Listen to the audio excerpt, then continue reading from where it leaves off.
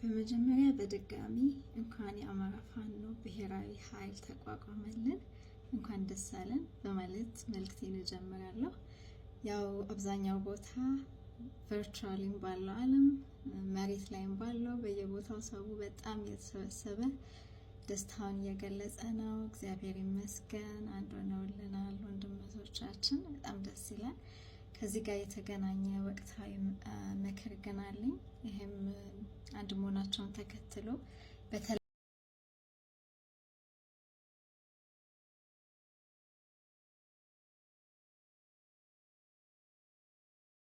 ጠቀም አጀንዳ ያስተላለፉ በነበሩ ሰዎች አንዳንድ አጀንዳዎችን እያየሁ ነው።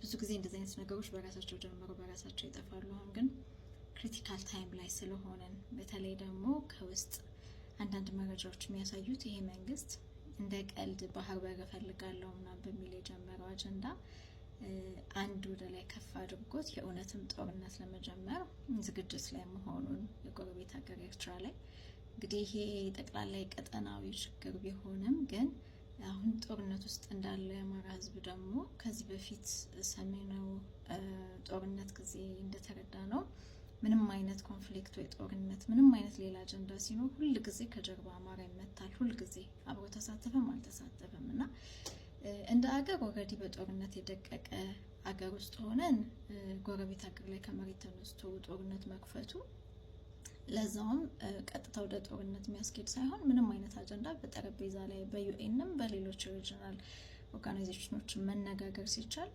እነዛን ነገሮች ሁሉ ሳልፍ ቀጥታ ወደ ጦርነት መካሄዱ እንደ ሰላም ወዳጅ ህዝብ ትክክል ዓለም ሆኖ ያው ሳይታለም የተፈታ ነው። ግን እሱ አይደለም ፖይንቱ እሱ ብቻ ሳይሆን ይሄ ስፔሲፊክ አጀንዳ ፕራክቲካሊ የተወጠነበት ምክንያት አማራን ከጀርባ ለመምታት ነው፣ ያለምንም ጥርጥር ማለት ነው። ያለምንም ጥርጥር ሁሉ ጊዜ ይሄ መንግስት በኢህአዴግም ጊዜ ብልጽግናም ከተባለ በኋላ የውስጥ ችግርን ትንፋሽ ለማግኘት ሁሉ ጊዜ ጎረቤት ሀገሮች ላይ ወይ የሆነ ኢንተርናሽናል ወይ የኮንቲኔንታል አጀንዳ ይዞ ነው ነገሮችን ኤክስተርናላይዝ የሚያደርገው ማለት ነው፣ ወደ ውጭ የሚገፋው ችግሩን። እና አንዳንዴ እንደዚሁ በዜና ወይ በፕሮፓጋንዳ ብቻ ሲሆን ዝም ብሎ ነገሩን አጥፍቶ መሄድ ይቻላል። የእውነት ጦርነት ግን ከተከፈተ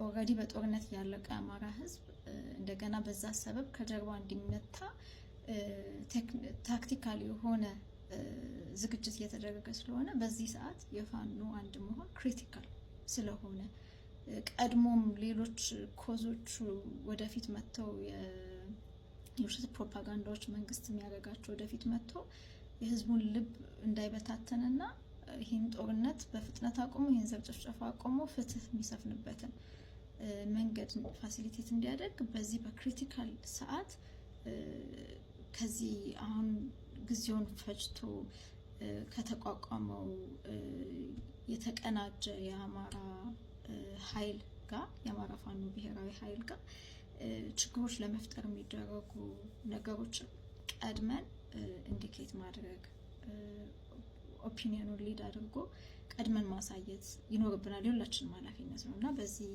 ጋር በተያያዘ መልእክት አለኝ። መልእክቱን በትዊተር በፌስቡክ ፔጅም ለጥፌያለሁ፣ ግን ደግሞ በቪዲዮም ላነበው ብዬ ነው። ሰናይ ኮንቨርሴሽን በሚል ነው ብዙ ጊዜ ታግ ማድረገው ለትግሉ ያሉኝን ምክሮች። አሁንም ሰናይ ኮንቨርሴሽን በሚል ታግ ታገኙታላችሁ። ታጉብላችሁ ከፈለጋችሁ። አርስቱ ማንም የቆመ ቢመስለው እንዳይወድቅ ይጠንቀቅ ነው። ደራሽ ውሃ መድረሻውን ብቻ ነው የሚያስበው። ማንም ምንም በፊት ለፊቱ ቢመጣ ቁጭ ብሎ አጣርቶ አውጫጭኝ አድርጎ አይደለም ወይ ውጦ ለመሄድ ወይ ወደ ጎን ለመጣል የሚወስነው። የደራሽ ውሃ ስራው ወደ መዳረሻው በፍጹም ፍጥነትና ትኩረት ወይም ሲንግል ማይንድድ ፎከስ መሄድ ነው። የፋኖም ትግል እንደዚያ ነው።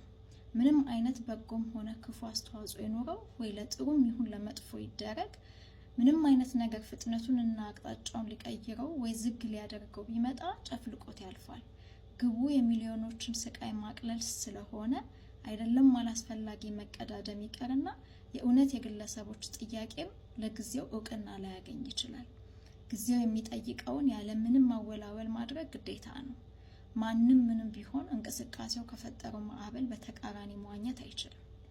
ይልቅ ብልህነት ማዕበሉን ብቻ እየተከታተሉ ጎበዝ ዘፋቂ መሆን ብቻ ነው።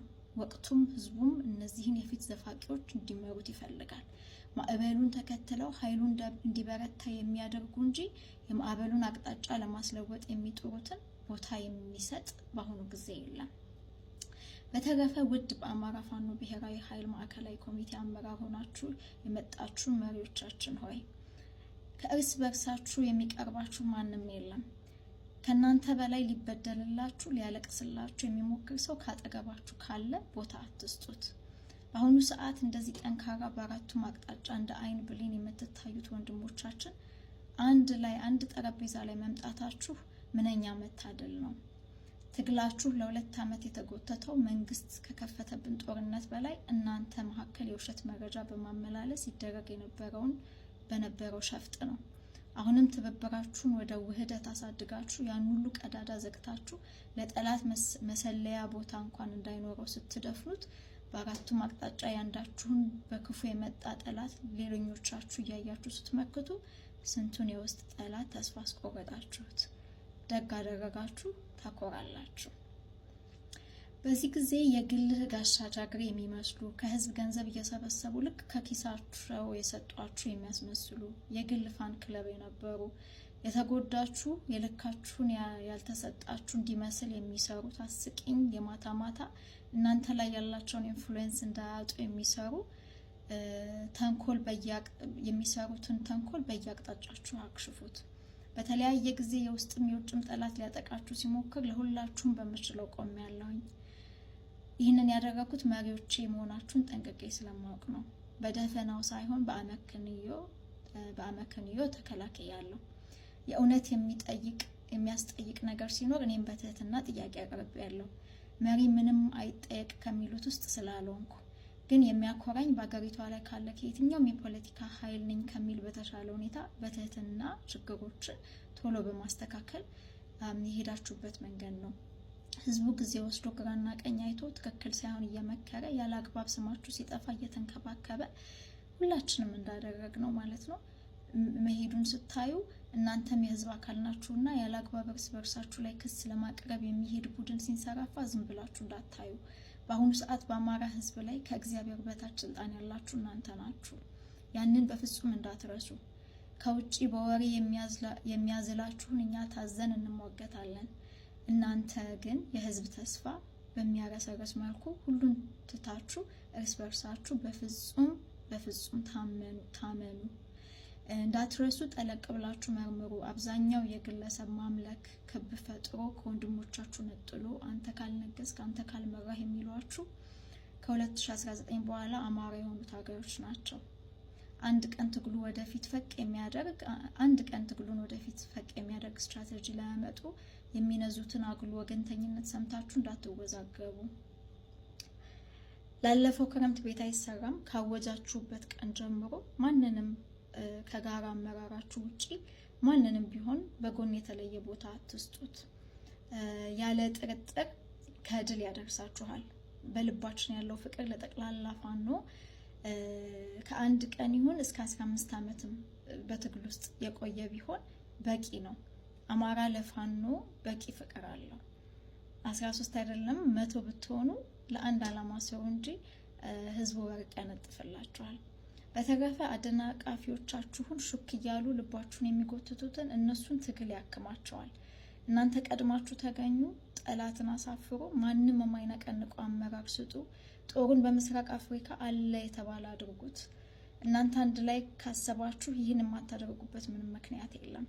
በፍጹም ወንድማማችነት በዛው መቶቻችንንም መሬት ላይ ያለው አመራር ላይ እንድትጨምሩልን በትህትና እንጠይቃለን።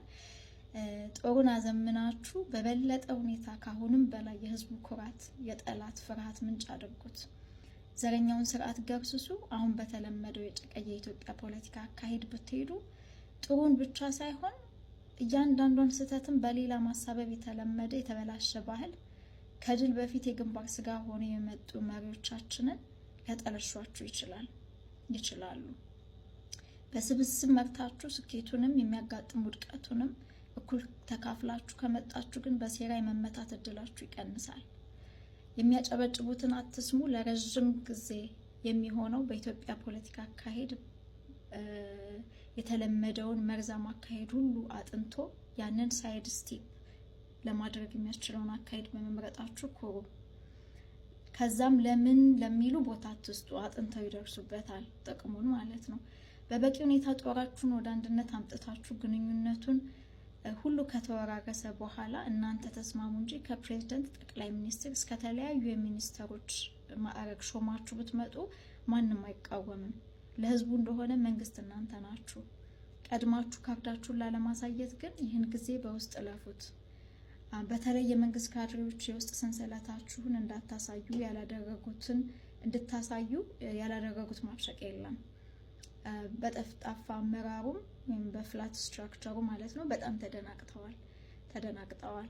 ግለሰቦችን በተዋረድ እንድታደርጉ ብዙ ለፍተዋል። እነሱ ወጥመድ ውስጥ አትውደቁ። ዋና ያገዛዙ የፕሮፓጋንዳ ጠማቂዎች ነጌትነት አልማው፣ ናቲና ቶማስ ጃጃው እንኳን ተኝተው ከከረሙበት አስወጥታችሁ በዚሁ ጉዳይ እንዲናውዙ አድርጓቸዋል። እነዚህ ደግሞ እንግዲህ ምልክቱ ያው ራሱ አገዛዙ እየናወዘ መሆኑን ነው የሚያሳየው። ሁልጊዜ አጀንዳ የሚያንከባልሉበት ወይም ቴስት የሚያደርጉበት ፕላትፎርሞቻቸው ስለሆኑ ማለት ነው። ታዲያ ለምን ብላችሁ አትጠይቁ። አንዳንዶች ለእናንተ ያሰቡ መስሎ የእነዚህን ሰዎች የሚመስል ፕሮፓጋንዳ ሲነዙ ቦታ አትስጧቸው። ውጪ ያለው እናንተ በምትሰጡት አመራር ወዶ ሳይሆን በግዱ ይገባል፣ ወይም ሌላ ትግል ውስጥ ነኝ ብሎ ካላወጀ በቀር ማለት ነው። እናንተ አንድ እስከሆናችሁ ድረስ ከእናንተ አመራር ውጭ የሚሄድ አማራ የለም አይኖርምም። ይህን እምለው ሌላ የመተንበይ ኃይል ኖሮኝ ሳይሆን ህዝቡ ላይ እና ቀን ሲጠይቀው የነበረ ነገር በመሆኑ ነው። ስለዚህ ማንም የቆመ ቢመስለው እንዳይወድቅ ይጠንቀቅ። ይህ ለሁላችን የሚሰራ መርህና መልእክት ነው። ከአማራ ፋኖ ብሔራዊ ኃይል ጋር ወደፊት ፎርወርድ ፋኖ ለኦፐሬሽን ዩኒቲ የሰራችሁ ታላቅ አንድነት፣ ይህንን ከመመስረታችሁ በፊት ትልቅ ምስጋና ለተሰራው ተጋድሎ ለተሰዉት ሁሉ ትልቅ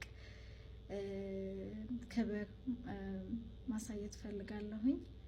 አማራ ጀኖሳይድን እንደምታቆሙ ጥርጥር የለኝም። ጦርነቱንም እንደምታቆሙ ጥርጥር የለኝም። ፍትህም እዛ ምድር ላይ እንደምታሰፍኑ ጥርጥር የለኝም። እግዚአብሔር ይባርካችሁ። ጠቅላላ ፈጣሪ ይህንን ትግል ዳር ያደርሰው፣ ህዝቡንም ከስቃይ ይመልሰው የሚል ተስፋዬንና ጸሎቴን እናገራለሁ። ደህና ሁኑልኝ። ያበሻው ምልክት ጨለማ የሚያበራው የኢትዮጵያ ደመላሽ የጠላት መጋኛው አማራው ተራራው ተገፍቶ የማይወድቀው ለጸሎትና ተግስ ነው የሚንበረከከው። ወይ ፍንክች ያባ